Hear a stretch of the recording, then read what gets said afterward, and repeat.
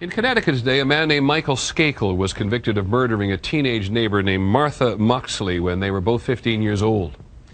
That was in 1975. And this case, which has taken so long to be resolved, has attracted a lot of attention in part because Mr. Skakel is a nephew of the late Robert Kennedy and his widow Ethel. ABC's Cynthia McFadden has covered this case for us. When this verdict came down today, a lot of us who'd followed it only casually were quite surprised. Well, Peter, it was less of a surprise, perhaps, to those of us who had the opportunity to be in the courtroom earlier in the week to hear the prosecutor's powerful closing statement.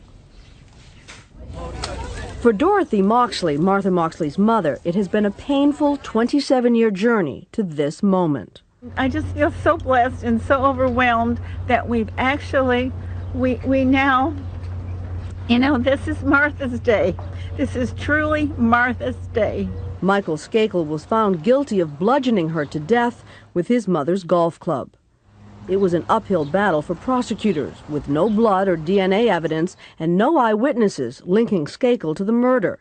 And what evidence existed was old. I tried cases before 1992, when there was no such thing as DNA, and we convicted people all the time. This was nothing but an old-time criminal trial. The state's case relied on many little pieces of evidence, including 5 witnesses who testified that Michael Skakel made incriminating statements to them, and an audio tape that until now has never been heard outside the courtroom. It is Skakel talking to a writer about the morning after the murder. And I woke up to Mrs. Moxley saying, "Michael, have you seen Martha?" I'm like, "What?" And I was like, still high from the night before, a little drunk from the night. I was like, "What?" I was like, "Oh my God, did they see me last night?" In the courtroom, there was widespread admiration for the way the prosecutor wove all the bits and pieces of evidence together. The most important moment in the trial for me was the closing argument of Jonathan Benedict. I mean, it was staggering, and it changed the course of the trial.